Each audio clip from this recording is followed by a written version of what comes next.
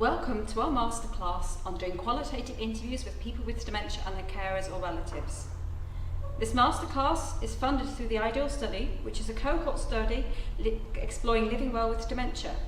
You can find out more about the IDEAL study on our website, the details of which are provided at the bottom of our slides. I'd also like to note that some of the material covered in this Masterclass has come from advice given to us by members of the Always Group. The Always Group is a group of people with dementia and carers who advise the IDEAL study, and they gave us their tips around doing research for people with dementia and carers. This Masterclass has been led by myself, Dr. Catherine Quinn, and my colleague, Dr. Alex Hillman. So both of us have several years of experience of collecting and analysing qualitative data, doing interviews, and I remember when I was starting off that there always seemed to be a lot of advice about designing the interview protocol, about analysing the data, but there didn't seem to be much advice about the bit in the middle when you're going out there and collecting the data. So we really hope that our Masterclass addresses this gap. So one of our points of focus in the presentation is also to consider what makes for a good qualitative interview. What is it we're trying to achieve when we do qualitative interviews? And I think this is a really pertinent question when we're thinking about doing qualitative interviews with people with dementia. I think often we ask quite a lot of our interviewees. We ask them to recall events, to describe them in detail, and then to reflect on their meaning for their wider lives. And this is quite a difficult task for any person, even living without a form of cognitive impairment. And so throughout our presentations, our suggestions for practical hints and tips about how we might better support and include the person with dementia in our research, we're also actually asking you to think perhaps a bit differently about what qualitative interviews are and how we go about producing data. The really great thing about qualitative methods is that they give you an opportunity to talk to people about their lives. They can really help you to gain an insight into the research topic because you get to hear from the perspective of the person. As with anything, you will get better with practice and your skills develop over time. I would say that this Masterclass is certainly not a definitive list of all you need to know, but we've pulled together tips and strategies that we found to be helpful along the way. So the first two sections of this presentation really focuses on preparation. So much about qualitative research with people with dementia is reliant on being responsive to your participants in the moment, something that can actually be quite difficult to prepare for. Having said that, there are some important things that we've found that you can do prior to interviews that can really provide a good grounding for your interviews and that will hopefully help reduce the possibilities or chances of difficulties that we ourselves have kind of come up against over the years. So the first point of planning, like for any qualitative interview, is to think about your interview protocol.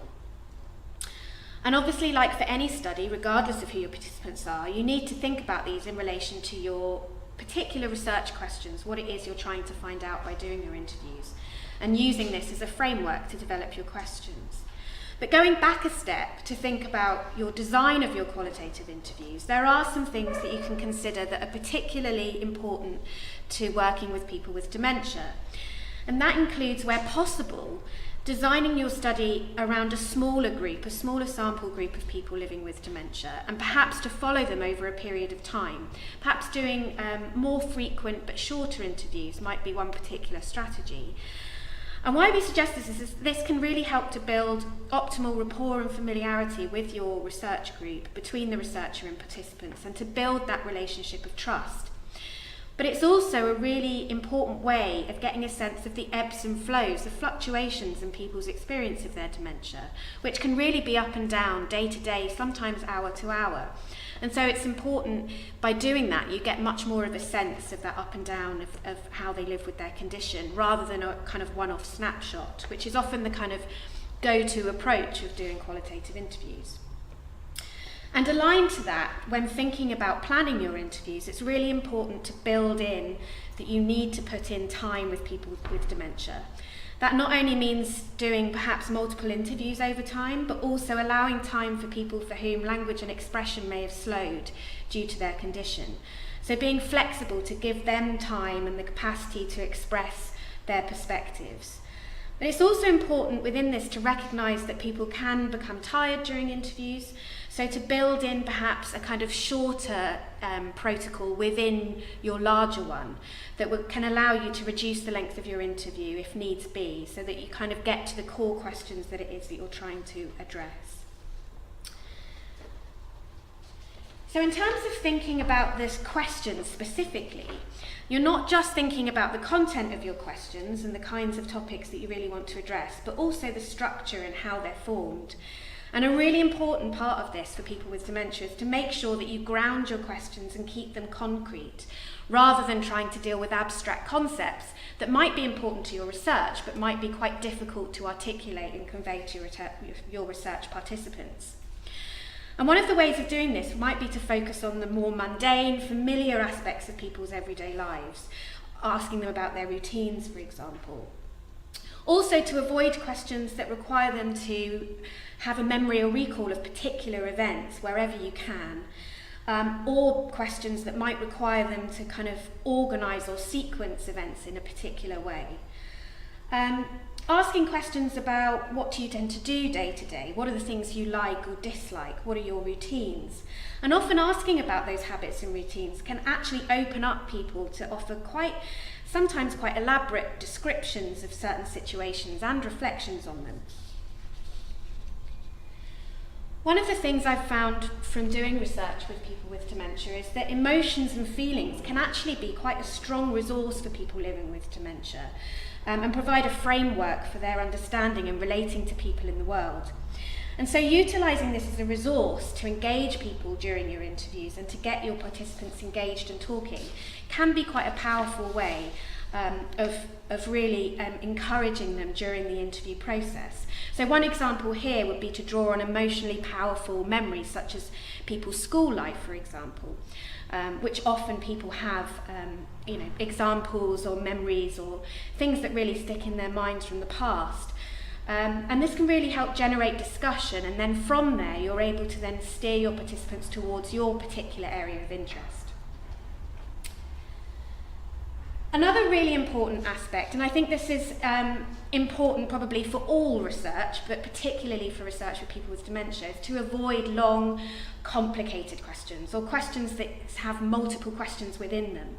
And although this sounds quite obvious, I think sometimes we don't realise we're doing it, and often it can be quite difficult when you're trying to adapt your interview in the moment and be responsive to your participants' stories. But trying wherever you can to articulate your questions in a way that is short and clear is really important. I think one really important question when doing qualitative interviews with people living with dementia and their relatives or carers is to really think about whether or not you want to do separate interviews or joint interviews. And there's kind of an ongoing discussion and debate within the research community about this. And lots of people have identified that doing joint interviews can actually prevent participants from expressing their thoughts and concerns. In our research in the IDEAL project, we've always tried to interview each participant separately, ideally without the other person being there, so that they can talk openly without fear of the other person overhearing the conversation. But sometimes doing joint interviews can be unavoidable. There may be logistical, practical issues with doing it, but also there may be issues around trust and carers and relatives feeling quite protective over their loved ones, which is understandable. And there has actually been some research to show that for people living with dementia, doing joint interviews can provide a degree of security in which they're able to express their thoughts and feelings. But if you are going to do joint interviews, or if this is the route that you take, it's really important in these circumstances, we think, to explain what you're trying to do and why each of their perspectives is really important to the study. So also to explain that you're less concerned perhaps with the accuracy about specific details of events or dates in which things happened, but you're just really interested in their perspective. And I think by explaining this, you can help avoid some of the understandable tendencies of carers and relatives to maybe correct information that the person with dementia is providing, or perhaps jumping in with bits of information that perhaps they think they might have missed. So finally, I think one of the really important things in terms of doing research with people with dementia is to practice and pilot your interview protocol. and preferably with people living with dementia and their relatives and carers. And this is something, as being part of the IDEAL team, that we've been really lucky to have the Always group, as Catherine mentioned at the beginning, who work with us, who we were able to sit with and really go in depth into testing out the research questions and the methodological tool to see how it worked in practice, what questions might need refining, but also the content of the questions. Were these really important? Did they resonate with their experience, which has been incredibly valuable. Okay, so you've been working on developing the protocol, you're all ready to go, you've got your questions. The next step really is to consider some of the practical issues around interviewing people. So most interviews are conducted in the person's own home, or you might be doing research within care homes. But it's really important to think about the environment that the interview will take place in and how this could impact on the quality of the interview. You really need to think about where's the best place. I really like pets, but I wouldn't necessarily want the dog in the same room when we're doing the interview. One, because it might bark. The other is that it might distract the person, and I really want them to be focusing on the interview. So you need to think about the environment. So obviously, interviewing somebody at the home is great because you're conducting an interview in a place of familiarity, help them to feel less anxious or distracted. But you need to make sure that the room is set up ready for the interview. So you might need to ask for the pet to be taken out of the room. You might need to ask for television to be switched off, with radio to be switched off. If you're working in a care home, I would try and ask in advance whether you could speak to this person in a quiet room. You know, there are going to be things that you can't control in an interview situation. A great example of mine is in one of my interview recordings. You can clearly hear the sound of a fire engine going past. So you can't control for everything, but what you want to try and ensure is that you've got the best possible setup to record your interview.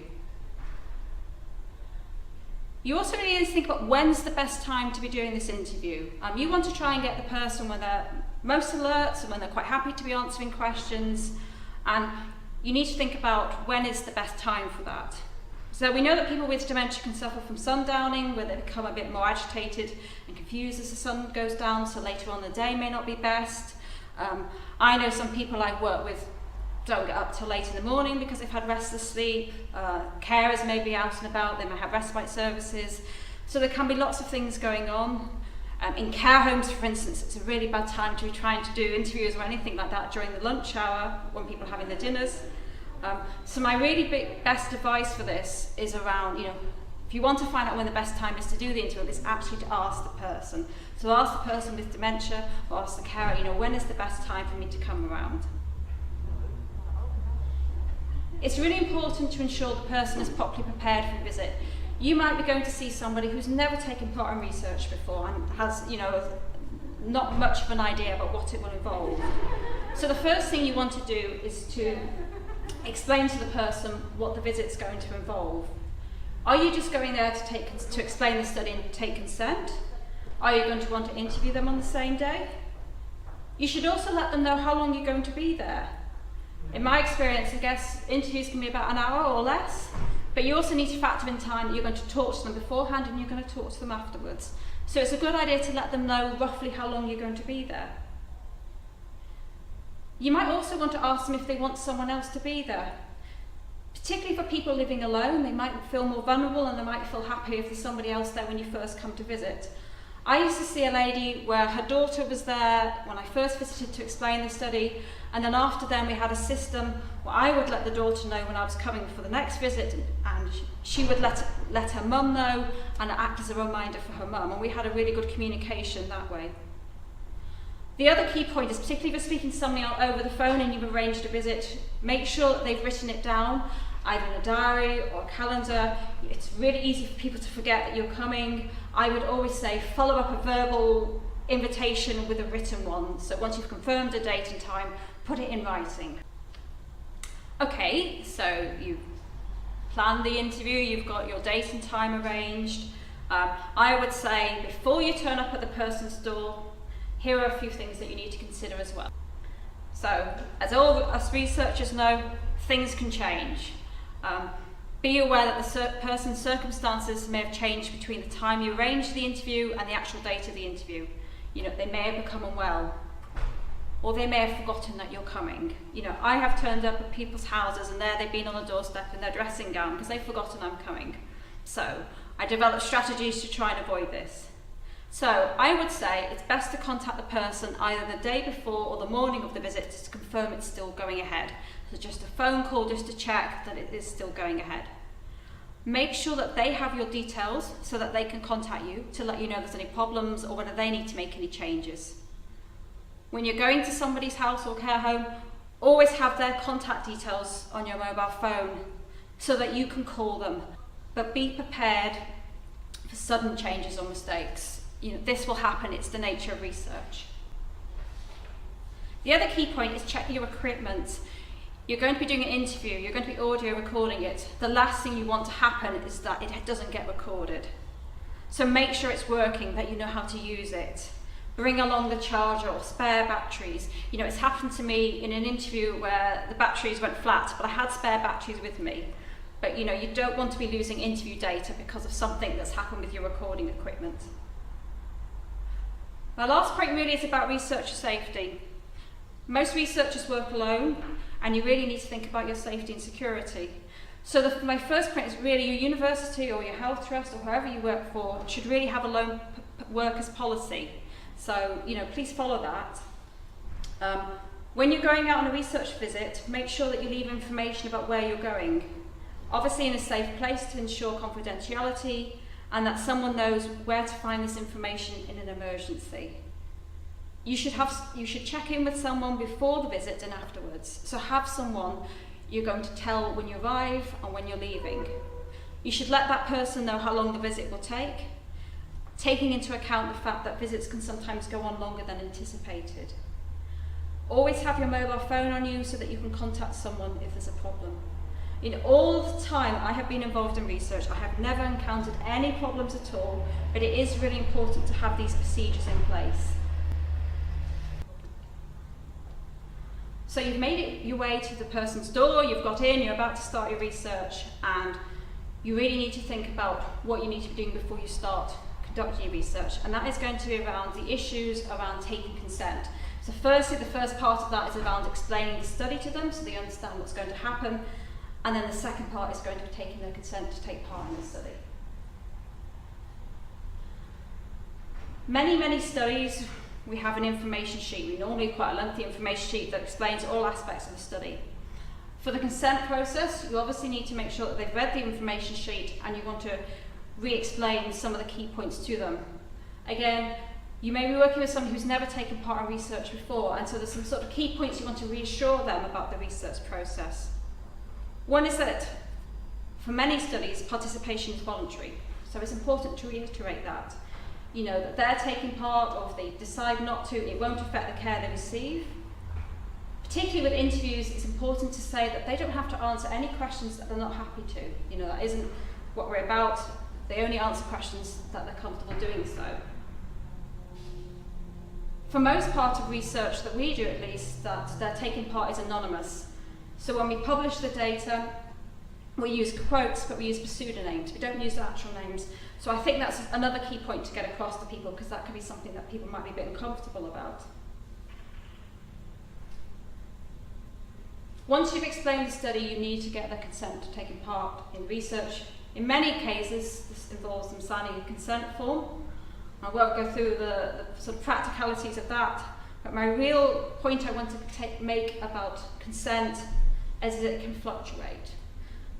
So when you've assessed somebody's capacity to consent and you've decided they have the ability and they've signed the consent form, or you might have decided that they don't and you've spoken to a personal consultee or a nominated consultee instead, and you've got the person taking part in your research, you need to be aware that their ability to consent may fluctuate. It may fluctuate during the interview.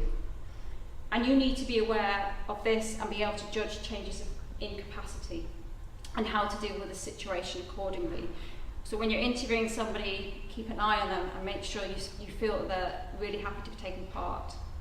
You need to be monitoring them for signs of tiredness or anxiety. You know, anything in their body language, they may not say it, but anything in their body language that looks like they're getting a bit tired, and you need to think about what to do if that happens. Do you need to stop the interview? You know, you can always come back another time. Okay, so we've thought about all the preparation for your interviews and about those first stages of arranging the interview and thinking about equipment and consent and those practical issues. But there are also some difficulties and challenges you might come up against during your interview. And so we've tried to think about some tips and strategies that we've found helpful in our experience of doing research with people with dementia. So first of all, as Catherine said, when you're doing qualitative interviews with people living with dementia and their relatives and carers, you're often going to visit people's homes, often a couple's home. And so before you start an interview, often people want to have an informal chat, they want to offer you a cup of tea or coffee, definitely get used to drinking a lot of tea and coffee. And they want to perhaps tell you something about what's happened that day or what happened last night or the thing that's just immediate to them in that moment. And it's really important to allow time for this and to think about this as part of the overall interview encounter. It's a way of building that trust and rapport that we've been talking about. And then building on from Catherine's section on consent, once you actually sit down to start your interview and getting into your interview questions, it's really important to include a kind of introductory statement, if you like, to reorientate your participants to your research. So just to reiterate those really central aims of your research and why it is that you want to interview them. And then in starting your interview, it's also a good idea to think about some kind of questions that will get people talking and help them to feel comfortable, the kind of rapport building questions at the start of your interview. And then thinking about endings, it's also important as far as possible that when you finish your interview, you finish on a positive or happy note, especially if people have become perhaps quite distressed or emotional during the course of the interview. And in a sense, going back to that informal chat that you might have had at the beginning could be a good way to achieve this. Like for any qualitative interviewing, it's really important that you stay engaged and responsive during your interview. One thing I've really learned from doing research with people with dementia is that they really pick up on the kind of feelings or atmospheres that you create during your interactions with them. And so it's really important that you do those things to show that you're engaged. So sitting face to someone, keeping eye contact, smiling and nodding, giving those kind of positive, encouraging gestures to support your participant and show that you're really interested in their responses. And also a helpful way of showing that interest is also to kind of repeat back or summarise the responses they've given you. And that's also a really good way of checking that you've understood what they're telling you correctly. The power of words and labels and terms is something that's both a practical but also an ethical concern when you're doing research with people with dementia.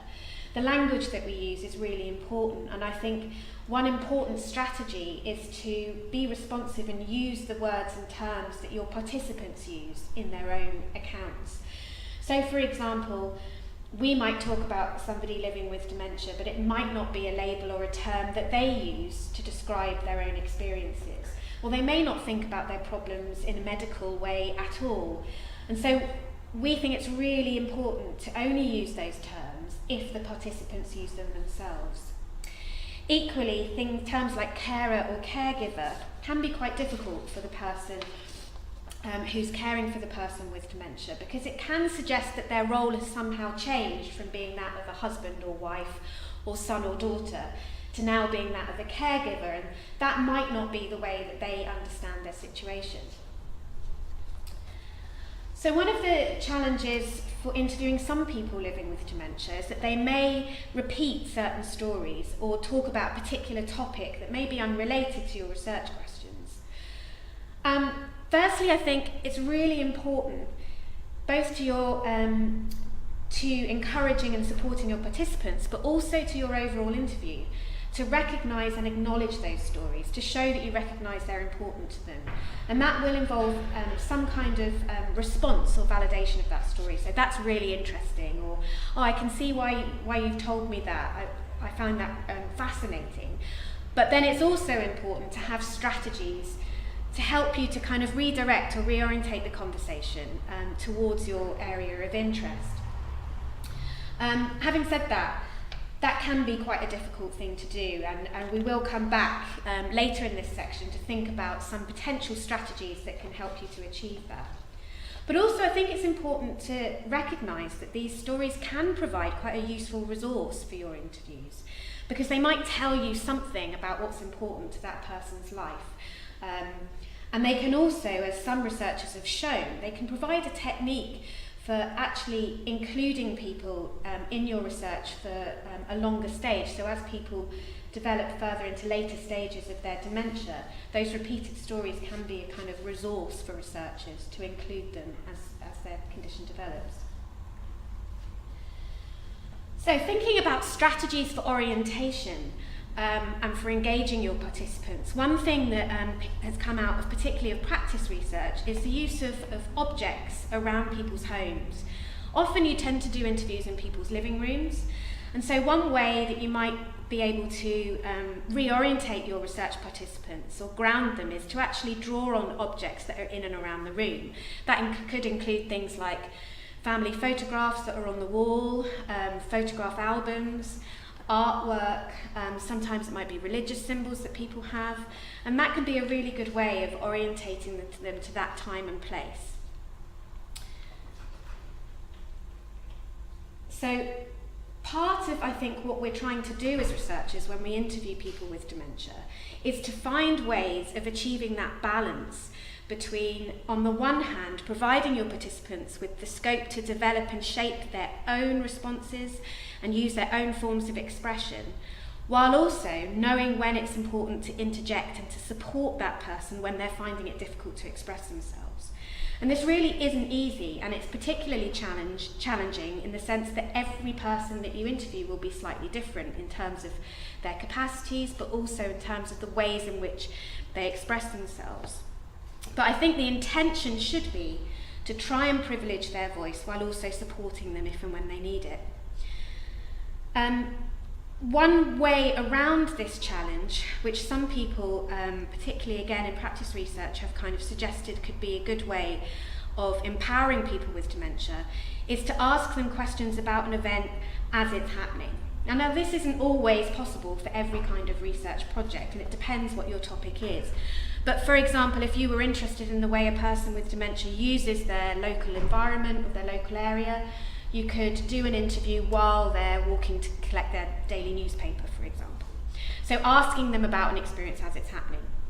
And all these things are a way of basically developing a kind of set of strategies or a box of tricks, if you like, which ensure that you have different kinds of strategies that respond to each person living with dementia, and that you draw on these specific strategies during the interview that can help them and support them to give their perspective. So for example, if somebody's struggling with their word recall, then you might need to draw more on prompts or steering questions in your interview. Or for example, if someone has a tendency to time travel, so to kind of talk about their experiences of the past or repeat certain stories, then you might draw on those distractions by reorientating them to the room, so drawing on objects, as we talked about, for example, to help orientate them. So finally, towards the end of the interview, as we've already discussed, endings can be really important. So as well as helping to ensure that your research ends on a positive and happy note, it's also important to ensure that people know what's going to happen next. So not just to kind of say thank you very much, we've done the interview, I'll be on my way, but to actually give them information about how this interview will inform the wider study, how you will let them know about ongoing themes and findings. You might want to go back to them with some of your preliminary findings to see if they resonate with their experience and what they think about them. But giving them that detailed information about what's going to happen next and what their role will be is really important. So I said right at the very start that interviews are a great way of hearing about people's lives. But it's quite common in interviews that when you talk to somebody about their lives, that this might trigger an emotional response. When this might occur, it could be during the interview, it could actually be at the end of the interview. And in my experience, you can't always predict what questions are going to trigger this emotional response, but you do need to think about how you're going to deal with this appropriately if it does happen. Alex has talked a lot about finishing an interview on a positive note, And we have to be aware that when we're asking people's questions about their lives, that we're triggering emotions, we're triggering memories. And we have to think about this really early on in the process, about how you're going to respond to these issues. And I think one great way of doing this is that for most research studies, you have to complete an ethics form, and there's normally questions around this on the ethics form. If somebody becomes tearful during the interview itself, give them some time and ask them if they'd like to take a break. You can also give them the option once they've had a break of seeing whether they want to carry on, or you can come back at another time. As I mentioned, we talked about leaving interviews on a positive note. If they've got a bit tearful towards the end, don't leave them in a distressed state. Have a chat to them after the interview. Make sure that when you leave, you're feeling fairly comfortable, that they seem okay. You can always follow this up with a phone call. Now, I've talked about the emotions in the person taking part in your study, but what about your own emotions? Doing an interview is great because you're hearing about people's lives, but you're hearing about the stories. But sometimes these stories can be quite sad, can be quite distressing. It can actually be quite draining in itself to be doing an interview. And not all interviews are easy. I think it can sometimes be really hard to switch off on afterwards. You sort of leave the interview and you're taking people's stories with you. I felt desperately sad for some of the people that I've spoken to. And it's normal to have this feeling of empathy. But it's about thinking about how you deal with this afterwards. Try and develop your own strategy. So one way is to kind of debrief. Now that might be through writing some field notes to kind of get it out of all of your head. You might be able to speak to a colleague in confidence.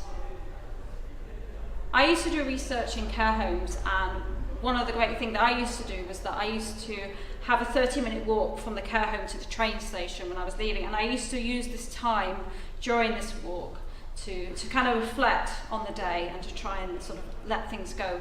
But my real key point is just to be aware that you have to deal with emotions within the person taking part, but you might also have to think about your own emotions.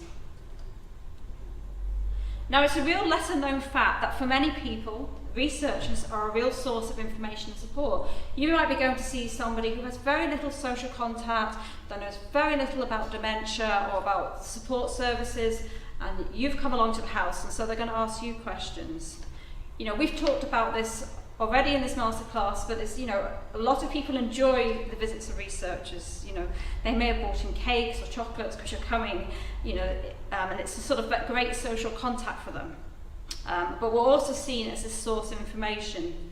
So it's quite common for people taking part in your research to ask you questions unrelated to your research. They'll ask you questions about dementia. From my experience, I've been asked questions about what are the causes of dementia, the differences between the different forms of dementia, and what they might expect as the condition progresses. I've had family members ask me whether it's a hereditary condition.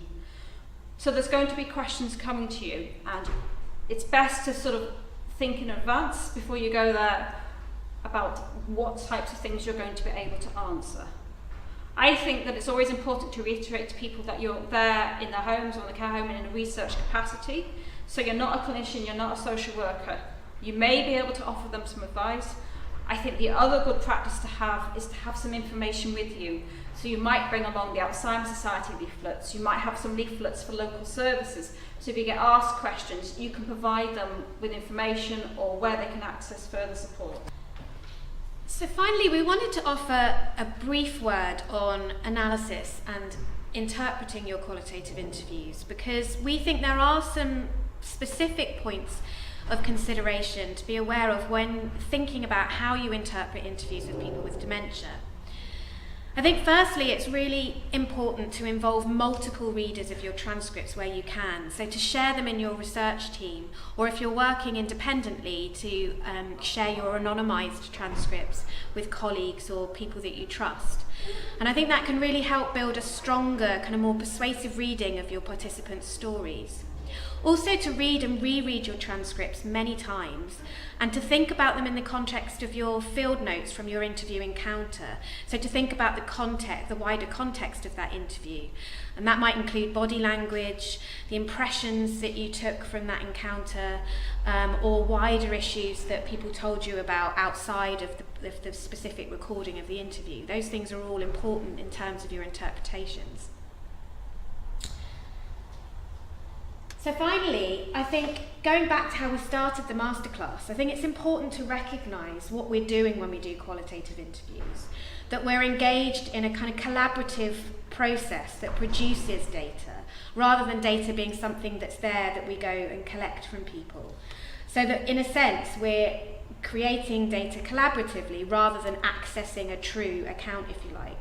And that's really important because that allows us not to discredit the views of the person with dementia based on a kind of idea of dependability, and instead enables us to look for the meanings that are embedded in the perspectives that they've shared with us.